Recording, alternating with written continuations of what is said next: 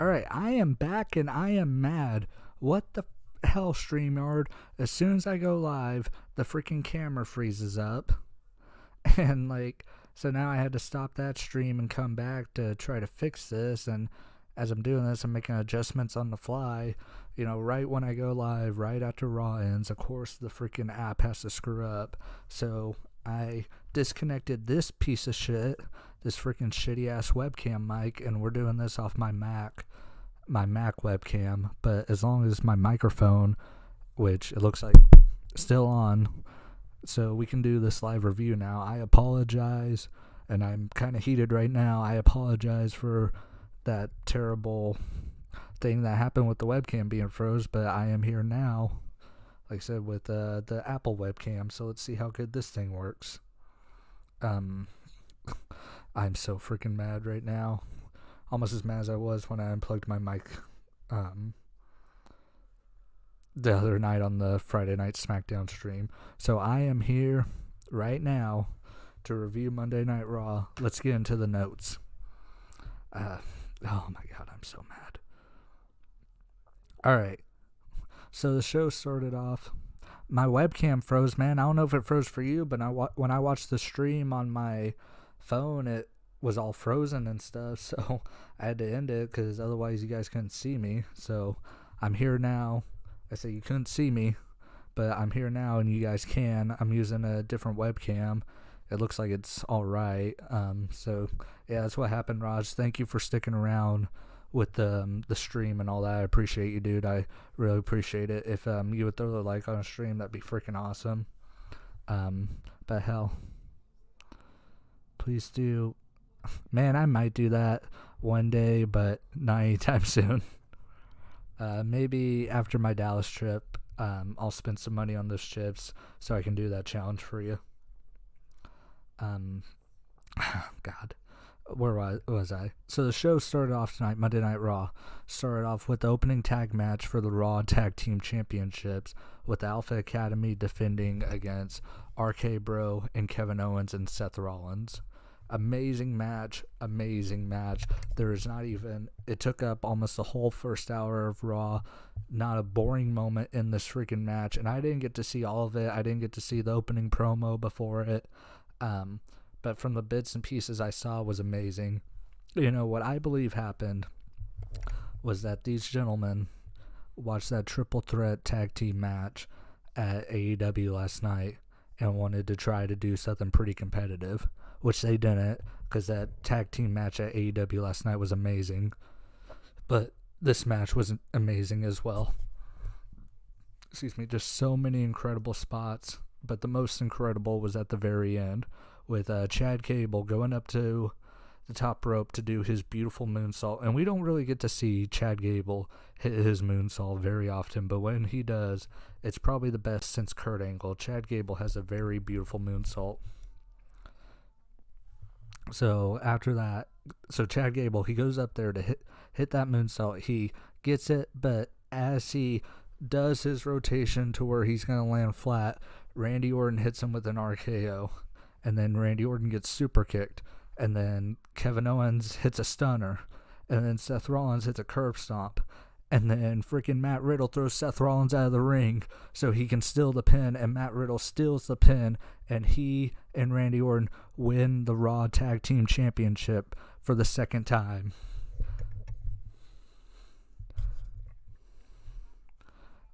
WWE 2K22, yeah, it's out now if you pre-ordered it. And then, yeah, RK Bro won the Tag Team Championship, as I just said. Yeah, very, very awesome opener to Raw. Very hot opener. We've had two hot openers this week with Ricochet and Sami Zayn. That was a very great match to open SmackDown, and then this tag match was a very great way to open Raw. After the match, Kevin Patrick, I think that's his name, he was in the ring to interview RK Bro. Randy Orton calls Riddle his best friend and says he is having the most fun he's ever had in his 20-year career. I think this is going to be very great for whenever RK Bro splits up and this gets played in the video package when they have a match after they split up, about them having the best times and all that, and then now them having the worst times. So yeah, I think that's going to be a very good little tidbit whenever RK Bro splits up. Let's see. And then after that, in the backstage area, Kevin Owens and Seth Rollins are sitting back there, and they are speechless. They are stunned because, according to WWE, if you don't have a title belt, you're not at WrestleMania, which is kind of stupid considering there's battle royals, there's so many ways to get off WrestleMania. All you have to do, or get on WrestleMania, all you have to do is pick a fight with somebody. You don't need to be a champion to go to WrestleMania. Hell, there's already, 8 matches announced for WrestleMania? How many of them are title matches? Like 3 of them. You got the winner take all and the 2 women's championship matches, and then the tag match. So 4. So like the whole notion of, hey, you have to be a champion to get to WrestleMania. It's the stupidest thing WWE's ever said. When, hell, Pat McAfee, who is not a wrestler, he's a announcer / ex-football player, is on the card. Rey and Dominic Mysterio and The Miz and Logan Paul. None of them are champions, and they are on WrestleMania. So this thing about not being a champion is so freaking stupid, WWE, and I wish they would stop pushing that, because it is dumb. But anyway, that's my little rant. After that match, Kevin Owens and Seth Rollins, as I said, were speechless. And then as Kevin Owens, or Seth Rollins actually, is standing there speechless, he's got this cut right here above his eye, and it looked very nasty, and I'm pretty sure it wasn't good for Seth Rollins. I'm pretty sure he's had a pretty rough day, because I don't know if y'all saw the news earlier, but apparently Becky Lynch is in the hospital. I guess she has a crushed vocal box or something, so I'm pretty sure Seth Rollins is on daddy duty by himself, and it's probably not fun with his wife being in the hospital. So hope Becky Lynch gets better, and maybe Seth Rollins can have some downtime after that. See, Raj, what are you saying? USA is the best, number 1, baby. I can't like India because public boo the people who... You don't like people that are in relationships? Is that what you're saying? I mean, to each their own, dude. So after that whole opening segment, which, like I said, incredible opener to Raw, and, it took up almost the whole first hour of the show. But, I mean, after that, that's when the show started to drag. After a very fast first hour, the show really started to drag. After that, we had a 24/7 title defense, which is an oxymoron considering it's a 24/7 title. It's always being defended. But Dana Brooke, she got the hometown win. But other than that, there was something that happened after the match with Akira Tozawa and Tamina. But, I mean, dude, I did not pay attention to this match. You know what I was doing when this match was happening? I bought one of those little Roombas, one of those vacuum cleaners. I bought one of those today. And I was watching that thing clean my floor while that 24/7 title match was going on. Because who gives a fudge about the 24/7 title? And I mean, I like Dana Brooke. I've always thought she was very underrated. And I think she's been doing good work ever since she's been put in the 24/7 spot. But, I mean, I just don't care, because if it's just going to be her against Reggie and Tamina and Akira Tozawa all the time and R-Truth, it's so freaking stupid, man. I mean, I don't know. I wish they would take the 24/7 title and put it on someone like Omos and have everyone try to take him down, do nut shots, do all that shit. And Omos holds on to that belt for a year, and he's just a dominant ass kicker. That's what I want. I want Omos to hold on to that belt forever. He's going to be 365, 24/7, lifetime champion. So, yeah, something happened during that match after with Tamina and Akira Tozawa. Don't give a shit. I don't think you guys do either. Cool, Dana Brooke got the hometown win, because no one ever gets a hometown win. Speaking of hometown, The Miz came out after this with Logan Paul, which I didn't know the Paul brothers were from Cleveland, so I guess you learn something new every day. They come out and start kissing Cleveland's ass and talking about how great Cleveland is and all that. And then The Miz introduces Jerry the King Lawler, and Jerry Lawler starts talking about how great Cleveland is. They mentioned this hot dog place. I think it's called, or maybe it's a sandwich place. It's called Mr. Hero, I think. I've heard them mention this a few times whenever WWE goes to Cleveland. I'm guessing it's a very good restaurant in Cleveland. So I said they mentioned that, and then Jerry Lawler talks about Cleveland is so great that they should be able to host a WrestleMania. And once he says that, this is when Miz is like, oh, Cleveland's great and all that, but it's, not LA and it's not Dallas. It's not worthy of hosting a WrestleMania. And then after that, it turned from The Miz kissing Cleveland's ass to shitting on Cleveland, which was, I don't know, I guess kind of interesting how he comes out kissing Cleveland's ass, and then he starts saying, winners are in Cleveland, and then they leave, and he mentions LeBron, how LeBron left Cleveland and then went to Miami and won, 2 championships, I think, and then how the Ravens left Cleveland in the 90s, and then a few years later in Baltimore, they won a Super Bowl, and then Odell Beckham Jr. this year, he left the Browns and won a Super Bowl with the Rams. So he said all winners leave Cleveland, which, I mean, no, they didn't win. I was going to say, didn't the Cleveland Indians win a World Series, but they lost to the Cubs. I just now remembered that. So, I mean, what Miz is saying is true, so it is great heat and all that, but I say, and this promo was inoffensive. It had nothing to do with the WrestleMania match, really. It was just them shitting on Cleveland and them going back and forth with Jerry Lawler. It didn't really push anything for the story with the Mysterios. But other than that, I mean, I listen to Miz on the mic, and we don't get to see Jerry Lawler as much as we used to. So, it was alright. I like Jerry Lawler. I know a lot of people don't, but I like seeing him on TV. I like it when he's in the ring cutting promos and all that. I don't really like him on commentary, but I like him when he's in the ring interacting with other people. I like the King Court segment and all that. Let's see. WWE is disappointed. You were disappointed with the opponent Brock Lesnar had at MSG. Yeah, that was Austin Theory. That was freaking stupid. I mean, they were kind of booked into a corner because it wasn't going to be Cody Rhodes or anything, or, The Rock or somebody big like that. So if it wasn't Cody Rhodes, it was going to be a disappointment, So, I mean, I wasn't disappointed because my expectations were low going into it to begin with. So, I mean, I wasn't offended by it. Sorry, I have people blowing up my phone right now. After that Miz and Logan Paul segment was Braun Breaker and Tommaso Ciampa versus the Dirty Dogs, Dolph Ziggler and Robert Roode.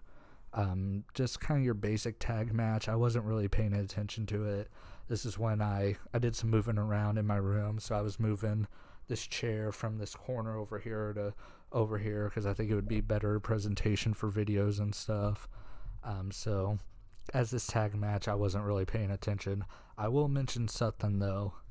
I think Braun Breaker is probably going to lose the NXT Championship tomorrow.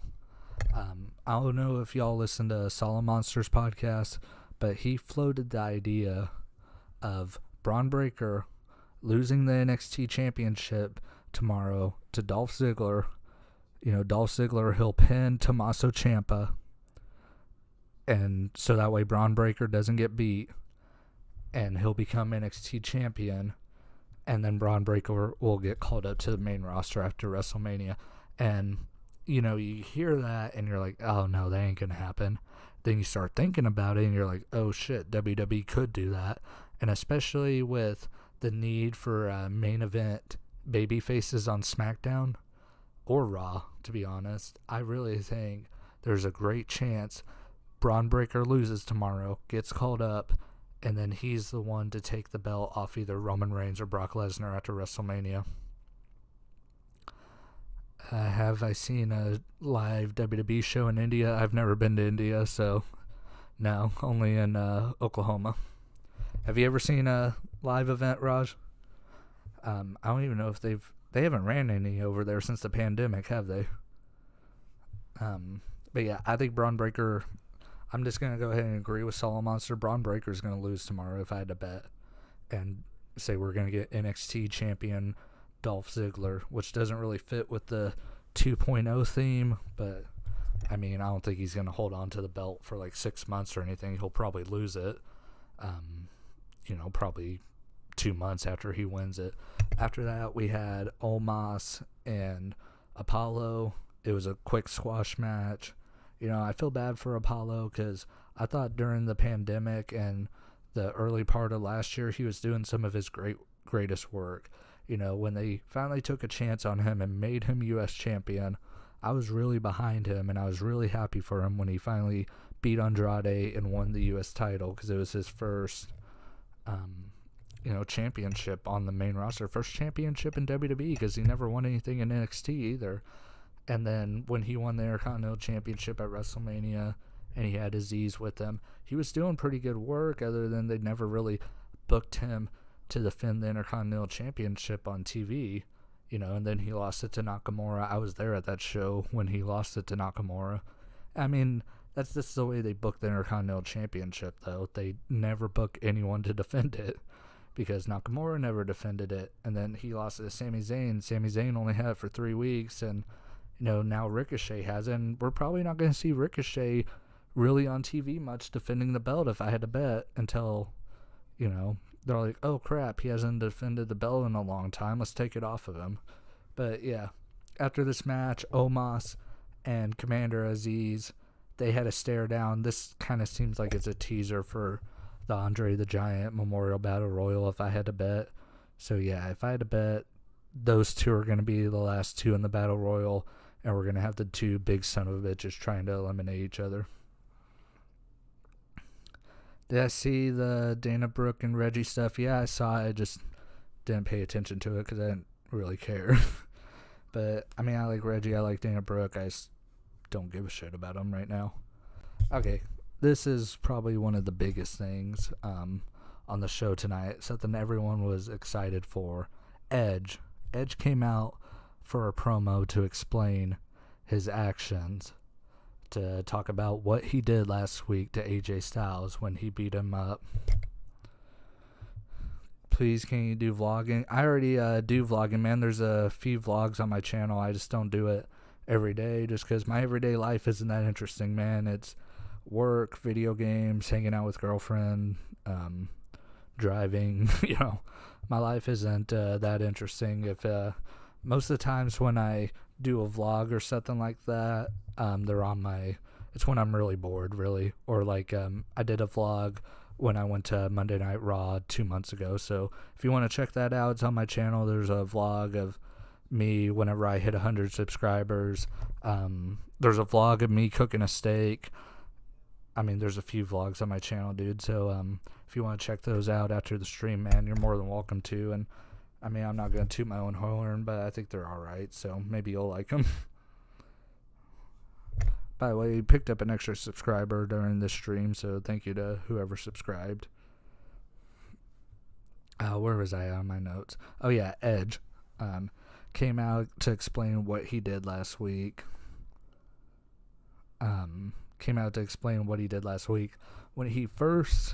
When they were like, oh, here is WWE Hall of Famer Edge, you hear the opening part of Edge's theme song, the "On This Day, I See Clearly," that part, and then it cuts off, and then Edge is just standing there at the entrance ramp, and he's walking down the aisle with no entrance music, like what Tommaso Ciampa did after Ciampa came back. He's just walking around with no entrance music playing. But it wasn't as impactful as Ciampa's, because you're not going to have people that are going to hate Edge, I mean, Edge is such a legend that people are not going to turn on him the way they did on Ciampa. But it was still very unique. And then they had this purple light that was very reminiscent of The Undertaker. But the way they shot it with, like, so, like, say Edge is walking and then the cameraman's backing up to Edge, the camera looked very weird, And it didn't look like how Undertaker's entrance is filmed with the purple light, It was very, very weird, very I don't even know how to explain it without, you have to see it to explain it, I guess. But yeah, his face just looked weird with the purple light, and then like his eyes looked really weird. And then like the crowd, you couldn't really see them. It was kind of like fading them out, kind of like. So the purple light, it was cool, I guess. It was something different. Him cutting a promo in purple light instead of him cutting it in the dark with a spotlight shining on him, because that's what I thought they were going to do. But no, instead they did something kind of different. But Edge's promo, man, was fucking weird. Like, the basis of it was saying, this is the real me. This is who I really am. But the way he went about explaining it was weird. I don't even like he's talking about mountains and stuff, and it was a short promo, and it was a weird promo. By the end of it, I was like, what the fuck was Edge talking about, So, it wasn't a bad segment. It was just weird, and, I'm pretty sure Edge thought it was a good promo, and I think he overthought it. That's the thing. But it doesn't kill my hype for this match at WrestleMania. I'm going to be there live, and I am going to lose my shit whenever these two touch in the ring. So, WWE said AJ Styles was injured with a neck contusion. That's WWE's favorite word for an injury is contusion. Same thing with like Bobby Lashley tonight. They said he was still in concussion protocol. I don't know why they just don't say his shoulder was fucked up, because he's going to be gone for 4 or 5 months. Are they going to say he's been in concussion protocol for 5 months? So, yeah, it's just freaking stupid. I'm surprised they don't say he has a head contusion, or if they were going to say he injured his shoulder, that he has a shoulder contusion, So, yeah, it's just the way WWE words stuff. You guys know how it is. It's stupid.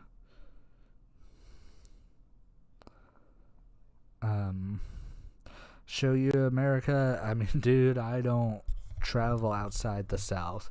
Like Missouri, Oklahoma, Texas. That's about all I'll go to. Especially with how high gas prices are right now. I mean, this trip just driving to Texas is probably going to cost $200 because of gas prices. What's up, Uncle Skeeta? No short vlogs, please. Make 20. Man, I don't think I could do a 20-minute vlog. Not without something really freaking interesting. Like I said, dude, I just do the vlogs how I want to, man. I mean, it's my style. My longer stuff is kind of more like these reaction videos and watch-alongs and reviews and all that. I'm not saying I'll never make a 20-minute vlog, but I mean, for now, it's just kind of short and sweet, unless I have something really interesting I want to show you guys, So I'm racist.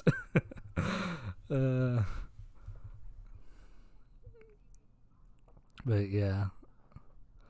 What was after Edge? Kevin Owens was backstage, said he had a plan for later tonight that will be touched on in the main event segment. Let's see. Oh, yeah. So, I don't watch Raw every week. So, if you guys could explain this to me. Have Liv Morgan and Rhea Ripley been a team? I know they've been tagging, like they had a 6-man tag a few weeks ago with, or was it last week with Bianca Belair? Weren't they in that match together? And so now they're, teaming up to face Carmella and Zelena Vega for a chance at a women's championship match, which I guess it's easy to get a title match.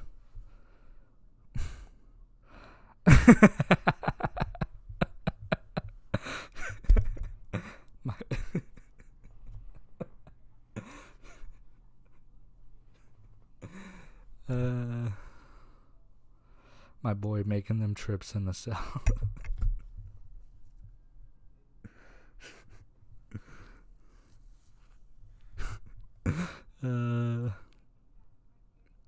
But yeah, you know, Rhea Ripley and Liv Morgan, they're facing Carmella and Zelena, and if they win, they get added to the women's tag team championship match at WrestleMania. This match, it was alright. Very good before the first commercial break. Very good showing for Zelena Vega. She got some good offense in, and then after that, it was kind of like a little Liv Morgan showcase, and then Zelena Vega, she starts getting her ass kicked, and she turns around because she's getting her ass kicked on the mat, and she's looking for Carmella to tag her in, and she looks, and Carmella is over by the announce table talking to Corey Graves. Now, you can't hear what they're talking about. Maybe they're talking about how they're always freaking horny and want to fuck each other, because that's pretty much all their reality show's about, or hell, maybe they're planning for the wedding they're going to have after WrestleMania. But yeah, that was pretty much like Zelena's looking, and she's like, where the fuck is Carmella? And Carmella's over there talking to Corey Graves. And then as that's going on, Liv Morgan tags in Rhea Ripley. Rhea Ripley hits the Riptide and pins Zelena Vega, Queen Zelena, whatever the hell we're calling her, pins her, and they are added to the women's tag team championship match at WrestleMania. Y'all got that Playboy elite. Anyway, stop distracting me. So yeah, Liv Morgan and Rhea Ripley, they're going to have a championship match at WrestleMania. Good for them. I think after WrestleMania, both of them are going to be challengers for Bianca Belair. Probably Rhea Ripley first, and then Liv Morgan down the line. So I don't think they're going to win the belts at WrestleMania. I think Sasha and Naomi are going to be poised for that, because I don't think they really have plans for them after WrestleMania. So they're just going to put the tag team championships on them and say, hey, we're doing something with Sasha and Naomi, and then Carmella and Zelena are going to split up, and they're going to have a shitty ass feud probably. So I don't know, we'll see how that works out, I guess. But they're going to split up. Like I said, it's a quota in WWE. There can't be more than one women's tag team. So after WrestleMania, we're not going to see Liv Morgan and Rhea Ripley tag anymore. And then Carmella and Zelena are going to break up, and we're just going to have Sasha and Naomi. Like I said, it's a quota with WWE. No more than one women's tag team. Anything else, they get pissed. So other than that, I'm kind of looking forward to that women's tag team match, because I'm kind of wondering if Sasha's going to start wearing some of that glow stuff and have like an elaborate entrance with Naomi. Skeeto, what you talking about now? That was my go-to in my teenage years. Do they still even do bra and panty matches anymore? No. They'll bring them back one day eventually. It won't be in WWE or AEW, but some outlaw promotion will have that happen one day. I'll bet my life on that, just because, sex sells, and they're going to take advantage of people's horniness, like Uncle Skeeto, Like, if he saw an ad for a bra and panties match in his local gymnasium or something, I think Uncle Skeeto would be there. And he'd probably have the, lead a Playboy with him, wouldn't you, bro? I say friendly, making fun of you. So what do we have after this? Okay, so this one was kind of, I didn't pay attention. This is when I kind of started zoning out. Finn Balor, the new United States champion, has a match against Austin Theory. Finn Balor looks really good anytime he's a champion. When he had the original NXT championship, he looked awesome with that. The new NXT championship looked awesome with that. The 24 hours that he had the Universal Championship, he still looked cool with that, even though that belt was ugly as hell. Intercontinental Champion. Hell, I got a replica of the white Intercontinental Championship because it's one of the most beautiful belts in in wrestling history. Anyone looks good with that. And then that new U.S. title is just freaking badass, man. So yeah, anytime Finn Balor's wearing a championship, he looks cool with it. This match, like I got to see Finn Balor and Austin Theory live when I went to that show 2 months ago, so I know what kind of match these two are gonna have. And hell, their match was pretty much the same one I saw live. So nothing really impressive, nothing bad though. It was just kind of there. Like, I was writing down notes and stuff as this match was going down. Yeah, that's something new. I'm trying to read off notes because I can't remember everything that happens on the show. But like, I'm looking up at the screen. I'm like, I've seen that live. I know how he's gonna counter this and all that. Because I mean, the only match I remember is the one I saw live, but I know they've had more matches than one. So, yeah. I mean, like I said, it wasn't offensive, wasn't bad. What's going on, bro? 2K King, how you doing, man? I'm assuming you're a WWE 2K22 fan. What's going on, man? I say subscribe to the channel and throw a like on the video, bro. I'd appreciate it. But yeah, Finn Balor, Austin Theory, it wasn't bad at all. Finn makes a hot comeback, and he's going up to the top rope to hit the coup de grace, and as he's doing that, Damian Priest comes out from under the ring, and throws Finn Balor off of the top rope, causes the DQ. Then he starts beating up Finn Balor. After that, starts attacking the neck area and all that. So it wasn't bad. I'll tell you what is bad, though. The freaking gear Damian Priest is wearing, it's freaking bondage gear. That's what it was. It was all black. It had chains and shit. I'm like, I think Damian Priest just got done whipping somebody, and because he was wearing makeup and stuff. Like, he looks like he belongs in one of those, like, sex torture dungeons, Like, that's what Damian Priest looks like when he's wearing all black, I like his old gear better, but I mean, he's a heel now, so he's gonna be all dark, I guess. Which all he is, he's emo Priest right now. That's what he is. He's not Damien Emo anymore. He's emo Priest. Thank you to the 3 people watching. I appreciate you guys. But yeah, so yeah, Damian Priest is a dungeon master. Raj, you have to go. Hey, man, thank you for joining the stream, bro. I hope you have a good night, and I'll see you for the next video, and I'll try to have some vlogs up for you, bro. Edge going mad, man. What's he doing? I mean, it's like what Edge was saying in his promo earlier, man. He's showing his true colors. I mean, I say we all kind of know how Edge has always been, He's always been kind of a little bit of an evil dick, So, I mean, it's Edge's true colors. That's what Edge said. That's not me saying it. That's what Edge said. So, man, this review is actually flying by. Like, the show felt really long, and I mean, I have a full page of notes, but kind of reading by them fast. But I also, kind of thought the chat would be, exploding with that Stone Cold tease at the end. But I mean, this chat is flowing very well, but hell, we're already at the main event segment. I guess I also been kind of speed reading through this, but yeah, so we're already at the main event segment.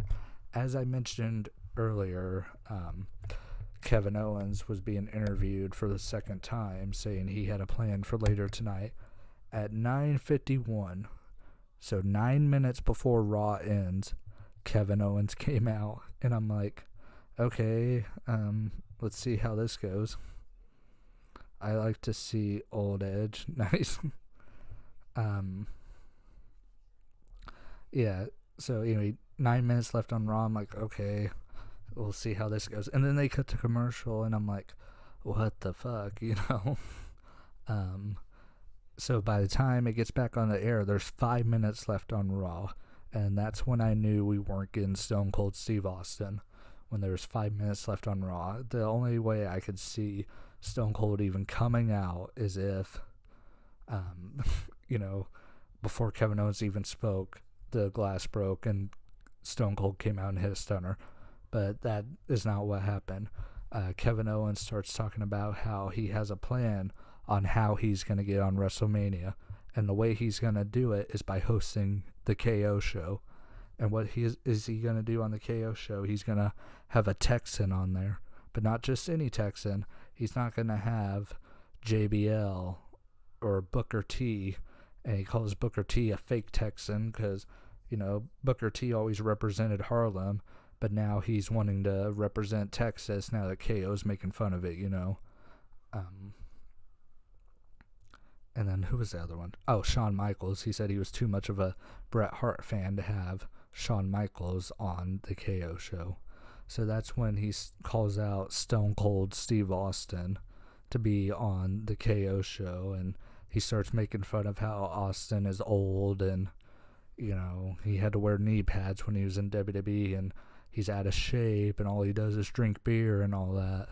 So he starts saying, like, I'm going to have Stone Cold Steve Austin on the KO show, and I'm going to deliver a better stunner to him than he has ever performed or, ever done. I'm going to do a better stunner than Stone Cold Steve Austin, is what Kevin Owens basically said.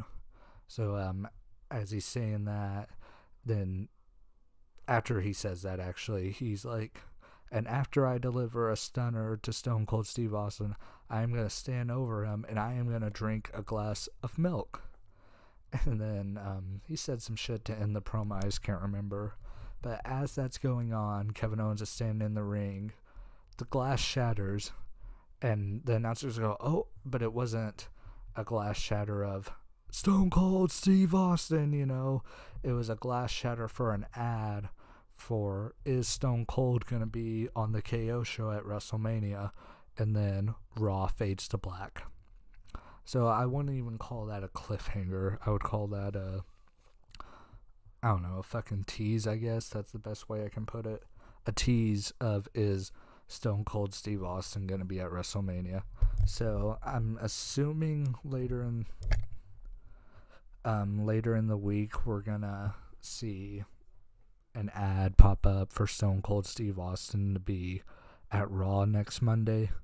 See, because we got 2 more Raws until WrestleMania, because we have 23 days until I go to Dallas. So I think 2 more Raws until WrestleMania. And next week is in Jacksonville, so it makes me think we're not gonna get Cody Rhodes either. Because if they were going to debut Cody Rhodes, I think Jacksonville would probably be the best place. So I don't think we're going to get Stone Cold Steve Austin on the same show as Cody Rhodes. I think we're going to get Stone Cold and not get Cody. But I said they didn't announce anything about will Stone Cold respond. And who knows, they could draw this all the way out until WrestleMania.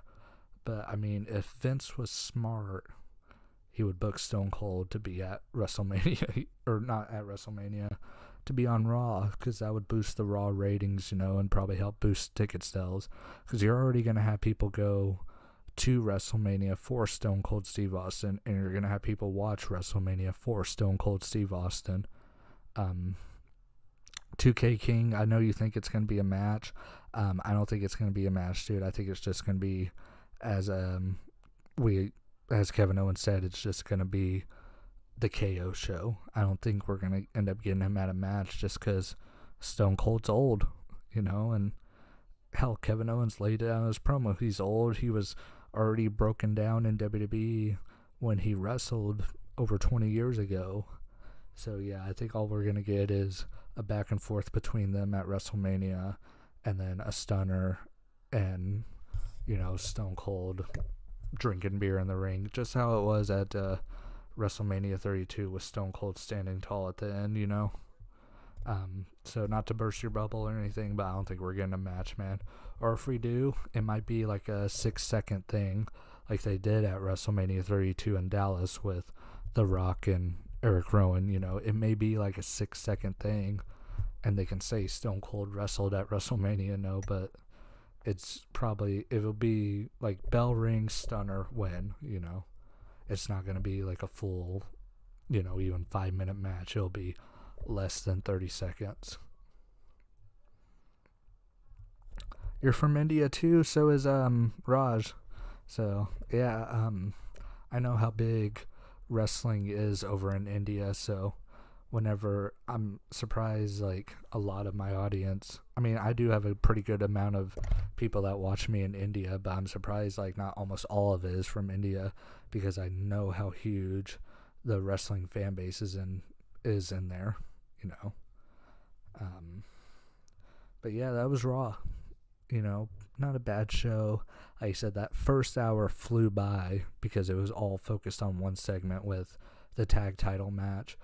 And then after that, like I said, you had the 24/7 segment, and then you had the women's tag team match, which wasn't bad, but it wasn't interesting, you know. And then the tag match with Braun Breaker and Tommaso Ciampa versus the Dirty Dogs, I could not care about, because I don't care about the Dirty Dogs, you know. I like Braun Breaker, I like Tommaso Ciampa, but the Dirty Dogs are like freaking the cure for insomnia to me, you know. Every time they come out, and you know, I used to be a big Dolph Ziggler fan, and you know, when Bobby Roode first came out, and you know, the Glorious and all that, you know, I loved Bobby Roode, but now them as a team, maybe it's just because they're so irrelevant in the long-term scheme of things for WWE that I just don't find them interesting, you know. So yeah, that part I just tuned out of Raw, and at that point, that's when it really started dragging. And then like Finn Balor and Austin Theory, you know, I already knew how that match was kind of gonna be laid out, and I'm like looking at the clock like, oh come on, hurry up, wrap it up, because what are they gonna do at the main event? Like I said, when it was 9:51 and they cut to commercial, I'm like, okay, we're not getting Stone Cold Steve Austin tonight, because they're not gonna save only 5 minutes left of the show for Stone Cold to not even do anything. So right at 9:51, that's when I'm like, okay, we're not getting Stone Cold tonight, you know. So yeah, it was kind of predictable at that point. Like, I'm like, okay, Kevin Owens is just gonna come out and talk some shit, and that's how the show's gonna end. Yeah, Tommaso Ciampa was on Raw tonight. Like I said, I mean, I just didn't really pay attention. Like I said, this is something different for me. I usually do the live watch-alongs for WWE, like for SmackDown, but I was moving crap around tonight, and I was cleaning as I was watching Raw. I had a bunch of stuff I had to do, and I'm like, I can't do a live watch-along of Raw, but I am going to pay mostly attention to it. So I'm like, maybe I'll do a live review, and, you know, I'm having to kind of talk quiet because people are sleeping here stuff, but, you know, I was like, I can do a live review of Raw because I do want to talk about it, but I really thought I was going to come on here and talk about Stone Cold Steve Austin, you know, and I'm like, if that would have happened, the internet would have exploded, you know.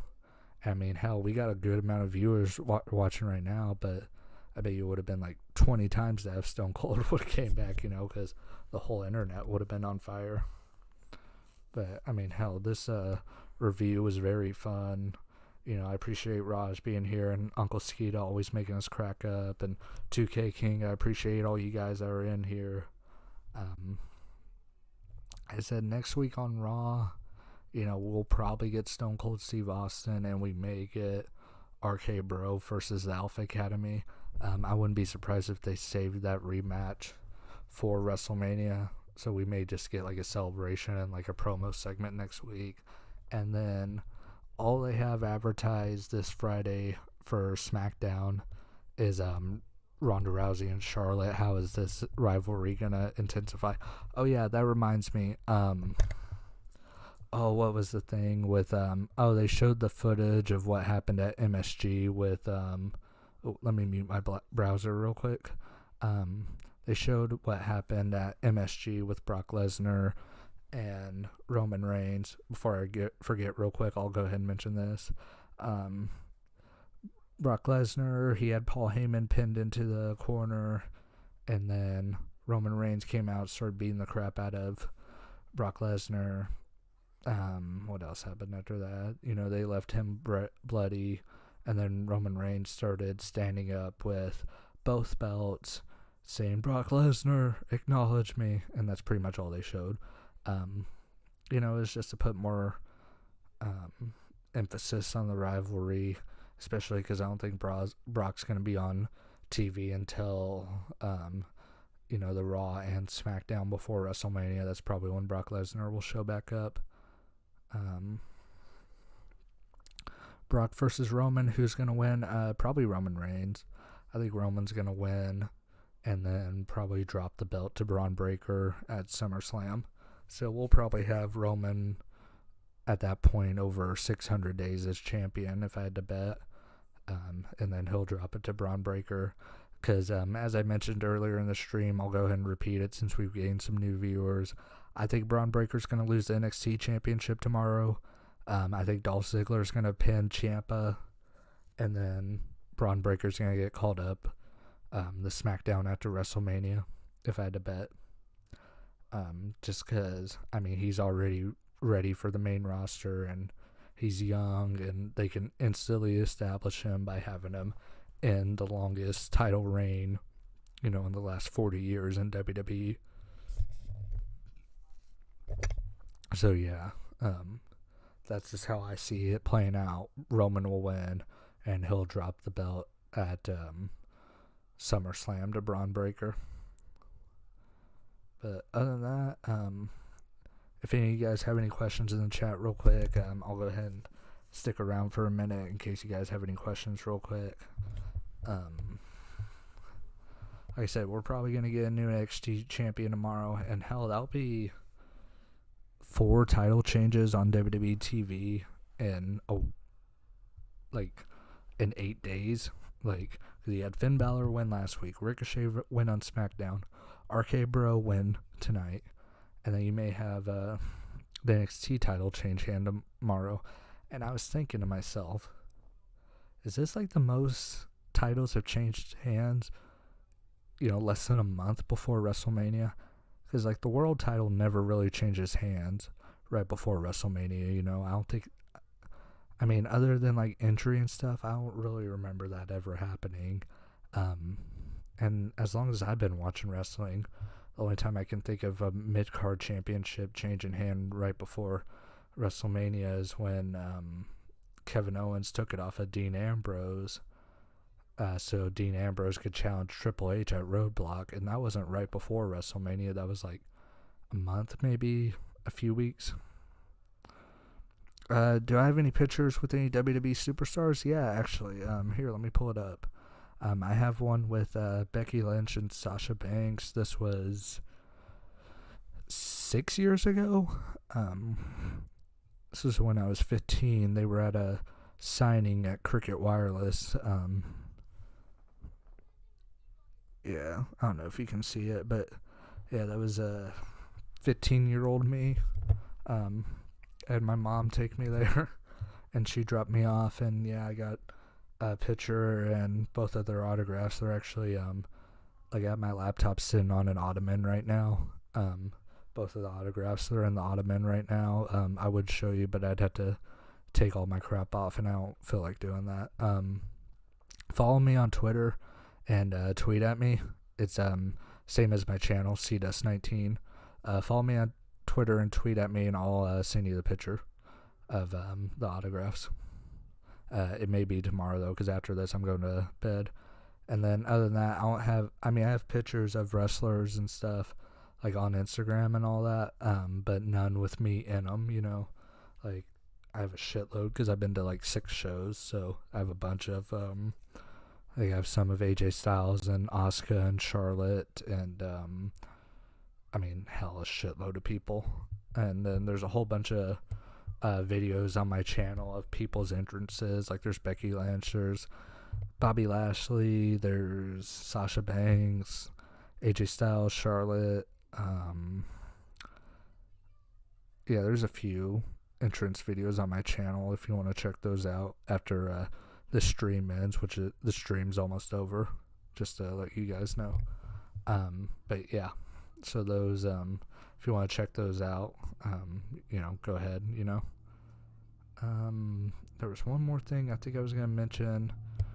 Maybe not. I kind of got distracted. I kind of forgot what I was talking about after that.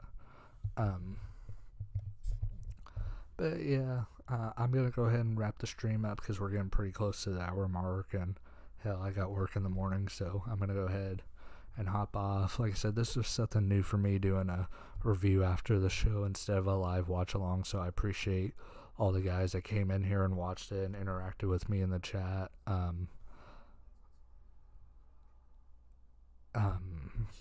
Sorry, I had a brain fart. Like I said, I appreciate everyone in here.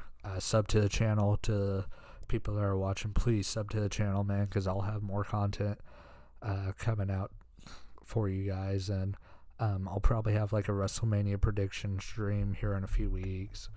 You know, I'll have some more WWE news, and then I'm going to WrestleMania, so I'm gonna have like some entrance videos and stuff for you guys, just to let you know. So please subscribe to the channel, y'all, because like I said, I'm gonna have some good content for you guys, and yeah, I'd be very appreciated. Favorite WWE superstar, AJ Styles, without a doubt, AJ Styles. I said, guys, I'm gonna go ahead and end the stream. I apologize for the technical difficulties on the previous stream with the webcam freezing, but hell, this laptop webcam doesn't look that bad, you know, and you know, I got the microphone, so I got the decent quality and all that, decent sound and all that. So I hope everyone has a good night, and I will see you guys on the next stream, which may be